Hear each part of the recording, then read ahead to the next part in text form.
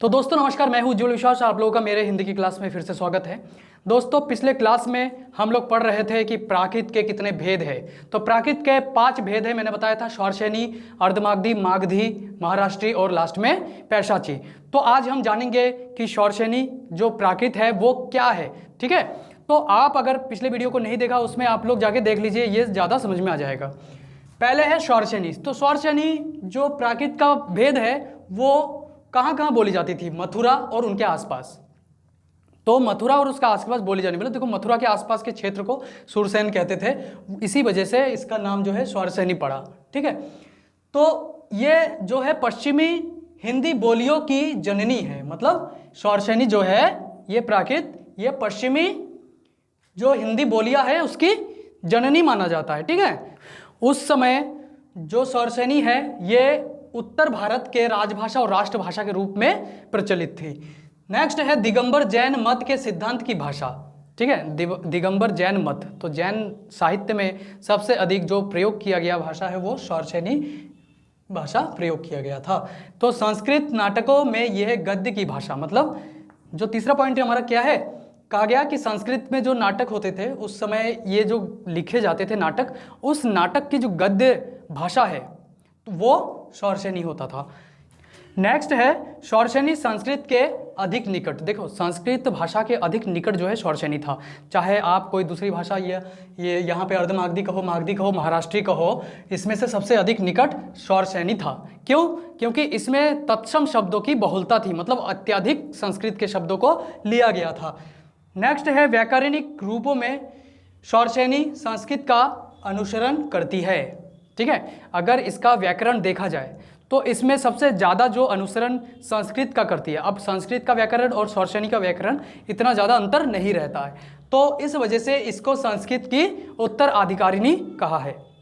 ठीक है, इसका दूसरा नाम है, कंपटीशन के एग्जाम में आता रहता है कि संस्कृत की उत्तराधिकारिणी कौन सी भाषा है, मतलब प्राकृत का कौन सा रूप है, तो वो उस समय क्या होगा? शौरसेनी। तो अब देखते हैं अर्धमागधी। तो अर्धमागधी, इसमें देखिए अर्धमागधी का क्षेत्र शौरसेनी और मागधी के बीच पड़ता है। ठीक है, शौरसेनी और मागधी के बीच में अर्धमागधी आता है। तो इसी वजह से जो ये अर्धमागधी है ये दोनों का जो गुण है इसमें दिखाई देता है। ठीक है, ये जो भाषा है ये है काशी और कौशल प्रदेश की भाषा है। देखो कौशल अवध जो है ये इसी क्षेत्र की भाषा माना जाता है, इसमें अर्धमागधी कहते हैं। और इसमें देखिए एक पॉइंट है कि जैन आचार्यों ने अर्धमागधी को आर्ष, आर्षी आदि भाषा के नाम से अभिहित किया है। ठीक है, तो ये हो गया एक पॉइंट कि इस अर्धमागधी का क्या है, किसने क्या कहा है। इसमें हो गया जैन आचार्यों ने अलग अलग नामों से बुलाया था, आर्ष, आर्षी और आदि भाषा। नेक्स्ट पॉइंट है मध्य एशिया से प्राप्त जो अश्वघोष है वो ग्रंथ संस्कृत में लिखा गया अश्वघोष, जिसके अंदर जो नाटक है संस्कृत नाटक वो शारिपुत्र जो नाटक है इसमें अर्धमागधी का प्रयोग हुआ है। ठीक है, शारिपुत्र नाटक है उसमें अर्धमागधी मतलब भाषा का प्रयोग हुआ है तो संस्कृत का, पर उसमें अर्धमागधी का भी प्रयोग हुआ है। नेक्स्ट टॉपिक क्या है? मुद्रा राक्षस जो विशाख दत्त ने लिखा, और प्रबोध चंद्रोदय।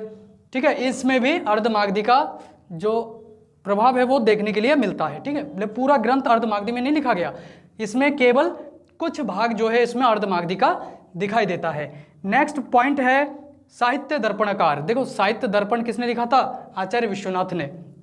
तो इन्होंने कहा है कि अर्धमागधी जो है वो चरों, शेठों और राजपुत्रों की भाषा है। मतलब उस समय जो बड़े बड़े लोग होते थे, उस समय साहूकार होते थे, पूरा राज करते थे, उन लोगों की भाषा है, मतलब बड़े लोगों की भाषा है। किसने कहा था? ये आचार्य विश्वनाथ। जो ये इंपॉर्टेंट चीज़ है, इसको याद करने वाला चीज़ है, किसने क्या कहा था।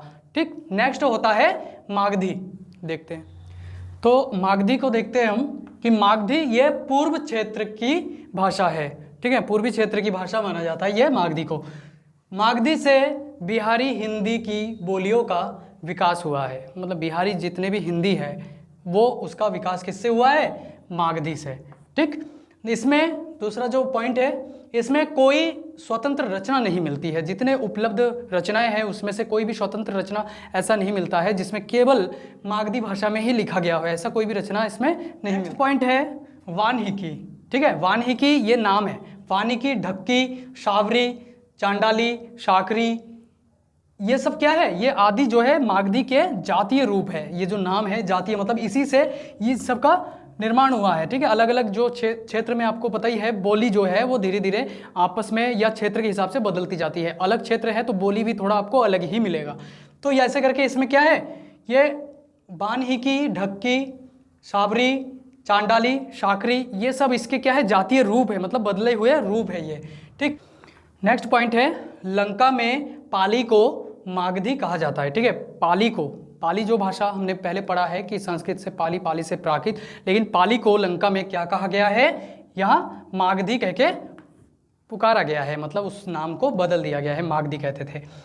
नेक्स्ट जो पॉइंट है हमारा चौथा वो क्या है, महाराष्ट्री। अब महाराष्ट्री शौरसेनी का विकसित रूप माना जाता है। शौरसेनी जब विकसित हुआ है, परिमार्जन हुआ है, उसके बाद जो भाषा बना है उसको क्या कहते हैं, महाराष्ट्री। तो अब देखो महाराष्ट्री सर्वप्रमुख प्राकृत है। तो जब शौरसेनी थोड़ा शुद्धिकरण होता है या परिमार्जन होता है, परिमार्जित होता है, तो उसके बाद उसमें क्या है, उसमें ग्रंथ या दूसरी चीज़ें जो है प्रचुर मात्रा में लिखी जाती है। तो कहा है कि महाराष्ट्री सर्वप्रमुख प्राकृत है। इसमें जितने भी उपलब्ध ग्रंथ है वो क्या है, स्वतंत्र रचना है जो महाराष्ट्री के हैं। ठीक है, स्वतंत्र रचना, सारा पूरा ग्रंथ अगर लिखा गया है पूरा महाराष्ट्री में लिखा गया है। ठीक, तो क्या है वो स्वतंत्र ग्रंथ है। अब नेक्स्ट है हमारा पैशाची। पैशाची किसे कहते हैं, तो अब है पैशाची। पैशाची प्राकृत को चूलिका पैशाचिका, भूत भाषा और ग्राम्य भाषा कहा गया है। देखिए कुछ नाम तो ऐसे हैं जो भूतों के नाम से ही रख दिया है कुछ आचार्यों ने। क्यों, क्योंकि ये नाम ही पैशाचिका है, मतलब 50 से, तो ये नाम भी कुछ अजीब अजीब रखा है दूसरे आचार्यों ने। चूलिका पैशाचिका, भूत भाषा और ग्राम्य भाषा, देखो अलग अलग आचार्यों ने इनका अलग अलग नाम दिया है। पैशाची की एकमात्र साहित्यिक रचना, एक ही साहित्यिक रचना मिलती है, वो कौन सा है, गुणाढ्य कृत। गुणाढ्य पंडित द्वारा जो रचित जो ग्रंथ है वो है वाड्कहा, मतलब बृहद कथा, किंतु ये अप्राप्य है, ये अभी तक मिला नहीं है। नेक्स्ट टॉपिक है गुणाढ्य और उनकी बृहद कथा का उल्लेख सन 1875 ईस्वी में कंबोडिया की एक संस्कृत प्रशस्ति में मिला है। ठीक है, कहा है कि गुणाढ्य और उनकी जो कृत है, मतलब उनके विषय में, गुणाढ्य के विषय में और उनकी जो रचना है बृहद कथा, इसका उल्लेख सन 1875 में देखो कंबोडिया की एक संस्कृत प्रशस्ति में मिला है। ठीक है, वहाँ पे इकट्ठा रखा गया था, तो वहाँ पे इनकी जो कृति है ये मिला है, वो भी एक ही मिला है, वो भी अप्राप्य है, मतलब अभी तक प्राप्त नहीं हुआ है। लास्ट जो पॉइंट है उसमें क्या है, गुणाढ्य पंडित। जो ये गुणाढ्य है ये पंडित महाराजा सातवाहन के सभा पंडित थे, मतलब सभा में ये पंडित होते थे। उस समय की सभा में एक पंडित रखा जाता था जो समय और जितने भी ग्रह है उसके बारे में बताते थे।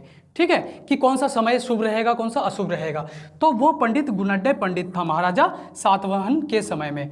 तो दोस्तों ये तो हो गया पैशाची। आपका जो पांचवा भेद है मैंने आपको बता दिया है, प्राकृत का पांचवा भेद पैशाची। अब नेक्स्ट जो है वो है अपभ्रंश। अपभ्रंश किसे कहते हैं, ये सबसे द मोस्ट इंपॉर्टेंट क्वेश्चन जो है वो अपभ्रंश है, वो मैं आपको नेक्स्ट वीडियो में बताऊंगा। अगर आप लोग मेरे चैनल में नए हैं तो सब्सक्राइब कीजिए, लाइक कीजिए और शेयर कीजिए। तब तक के लिए धन्यवाद, नमस्कार।